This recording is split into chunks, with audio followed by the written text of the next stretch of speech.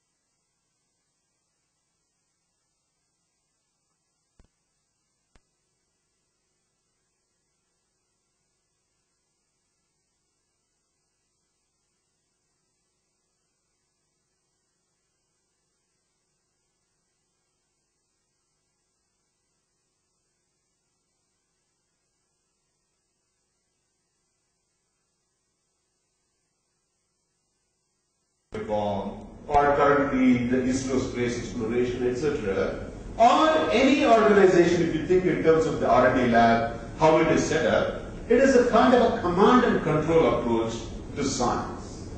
And then there is the STEAM science, and the good example often given is the Human Genome Project, where people from different disciplines bring their expertise, etc. And more increasingly, people are talking about what is called as, in an era of the internet, talking about what is called as the network science. Open systems, open source software, open participation, and there are examples such as the Incentive, some of you may be familiar with, an online platform that brings together scientists from all over the world to solve any problems. The reason I'm pointing out this is I'm 10,000 miles away from India, and I'm trying to do a project titled The Many Faces and Faces of Innovation in India. The right approach would have been more like network science. I need to develop and establish some links with collaborators in India and do that. And so that is what I have in mind. But right now, in a way, because to the extent I'm not doing that, I'm pointing to that as a limitation. And let me skip this in this one. The interesting thing always I also wondered about, on the one hand, while we talk about the current era as one of network science, sometimes I also keep wondering, should I, along the lines of Wikipedia, what would happen if I just create a first draft of this paper and put it somewhere, and hey, some of you, why don't you come take a look at it and improve on it, and let us bring it as a collaborative effort of anybody who's interested in this topic, kind of a thing. The interesting contrast, on the other hand, if you look at any breakthrough theory, it happens to be the effort of a single individual rather than a team of scientists or any such thing. Whether you're thinking in terms of the theory of evolution by Charles Darwin, the theory of relativity, or Einstein, etc. It's a very interesting thing to look at. Why is it always theoretical breakthroughs? The only instance where I could see more than one person involved in the theory was, two names given was prospect theory. Anything else was a single person. Okay. Now, the next thing I was also, in as much I was trying to work on this issue about innovations in emerging markets, I thought, whose perspective are we taking here? And there is this whole notion of, we can look at the issues of innovations for and innovations in emerging markets from four different vantage points. One could be such as multinational corporations based in the developed markets with a significant market presence in emerging markets. They're looking at it and seeing that, what should we be doing? Then there are MNCs based in emerging markets with significant market presence in other emerging markets like the Samsung and LG. The problem from their angle should be different. Then you can think of MNCs based in emerging markets such as India, which have strong market presence in less developed markets like the Tatas in a number of African countries, and also beachheads in developed markets. What is an issue from their angle this one? And there are a whole lot of other domestic players with limited market presence outside of the home market. So the question, what's the problem and what's the question, changes when we look at it from these four different, this one that could be even more than. Now, the previous speaker talked about Gandhian innovations. I vaguely recall once apparently read something like Mahatma Gandhi being asked, what do you think of Western civilization? And the country was colonized and ruled with others, and he said that would be a good idea. And the interesting thing is there is a recent article which points out, which is very critical of much of the research which happens in business schools, and very broadly in the social sciences, saying that it's all based on study of weird people. Weird being an abbreviation for Western educated people from industrialized, rich democracies. So which in a way gives a reason for a need for research with the empirical setting being emerging markets rather than this one. And so this is a longer this one, and essentially the critique is there in the very last line there. Western psychologists routinely generalize about human traits from data or observations of slender subpopulation, and psychologists elsewhere cite these papers as evidence. And then the previous paragraph talks about 68% of the research subjects for more studies in social sciences published in psychology journals come from the United States and 96% from industrialized nations. So in a way it gives you about how little there is by way of research or scholarly research which takes place in this one. But at the same time, I do see, I've been seeing a little bit of research which is coming out with emerging markets as the empirical setting. But some of the examples I'm going to give you, they go against what is called as being, going against the grain of being dispassionate about the scholarly research. This one, the mind should be the only factor. Heart doesn't have a place in research in a way often it is said. And look at this. This was a special issue on International Journal of Business and Society. It was completely about Indian values and so on and so forth.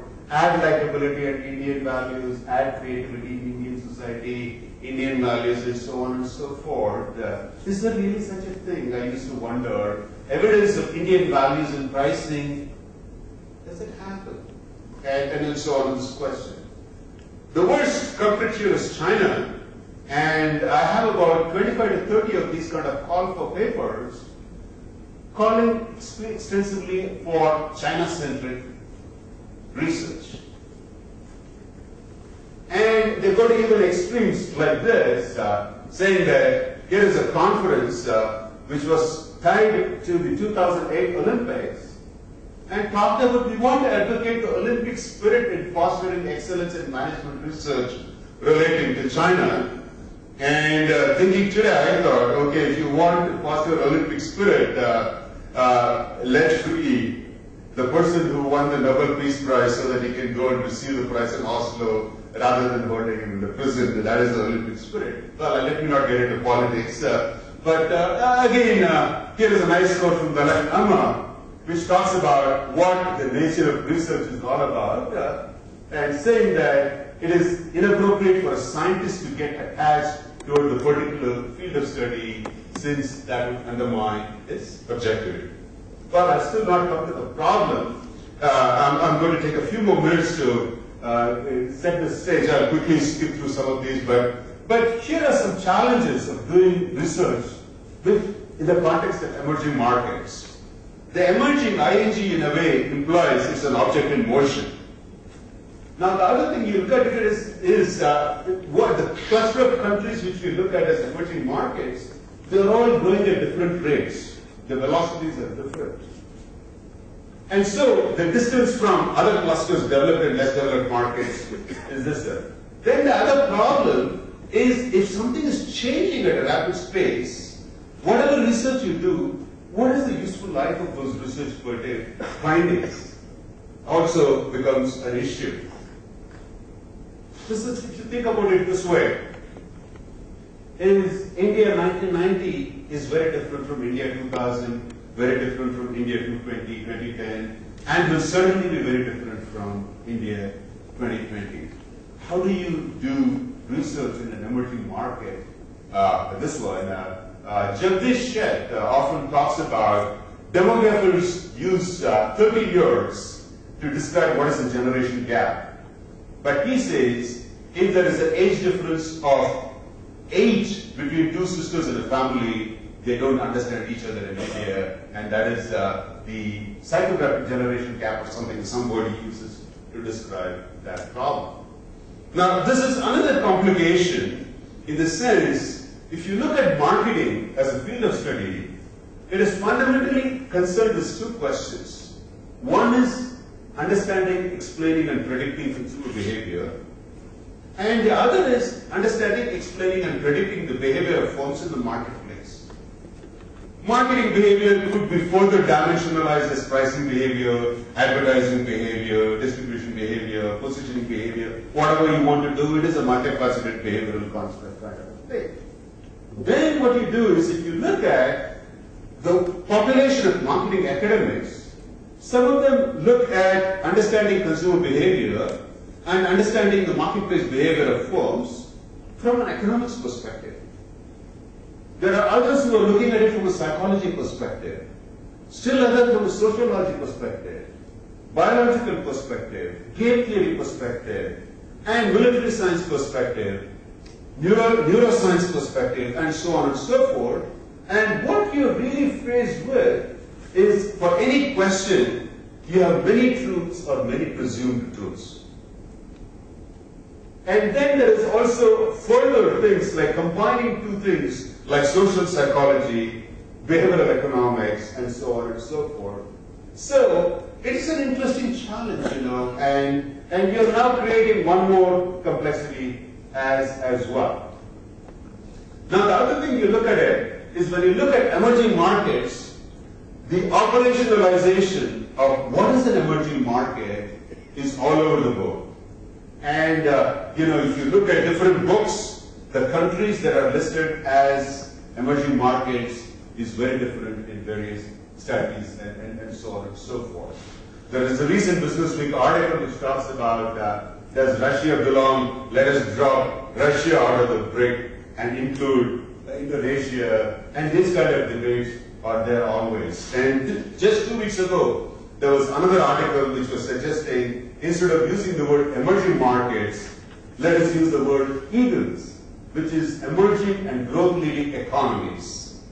And listed, these are the countries which have a projected future growth rate which is above average than the global economic growth rate, and as this one. And then there is also this eagle's nest. And it goes on and on, creating confusion about what is the empirical context in which this one. Now, if you set aside everything else, why there is this current high level of interest in emerging markets, and you look for some common denominators, one thing is, we have a whole lot of goods and services for which, in the limit, every human being is a customer, whether it is a toothpaste or a soap, and there are a host of other goods and services which are used by almost everyone every day. And the next thing is, if you look at it, what is the cluster of emerging markets and less developed markets, the percentage of the population which are current users is only a fraction of the potential market. And as these economies grow at an above average rate, an increasingly larger percentage of the population become potential customers or actual everyday customers for these goods and services. And that is what is the attractiveness of all of this for this one. Okay, two more quick comments and then I'll come to really what I'm supposed to talk about. I use the word conjecture as a supposition based on incomplete evidence. I'm looking at a limited number of cases and making some important statements. It may be true, may not be true, based on available evidence. Then the word I'm using is innovation orientation is another word I'm using, essentially to mean a predisposition or a propensity or a proclivity, inclination, tendency to focus on specific types of innovations. Now this innovation orientation could be studied at the firm level as a firm level phenomenon, or it could be studied as an industry level phenomenon, or as a more macro phenomenon. I'm not going to come into the third level at all, but I'm just going to be focusing on the first two, because the more I see this is a very confusing thing. Everything seems to be jugaad in this book, and so I'll stay away from that. The other interesting complication I would tell you is, I have this favorite thing in the sense, in marketing or in business disciplines, we all have this fascination with creating new words. And this is a partial list of words or the very types of innovation I could come across in various books, journal articles, and so on and so forth. I've tried to organize it all the way from A to V which starts with administrative innovation, architectural innovation, automated innovation, big bang innovation, bigger innovation, smaller innovation, and the list goes on and so on and so forth. You can look at it as leapfrog innovation, radical incremental. Come on, innovation, is there really that much?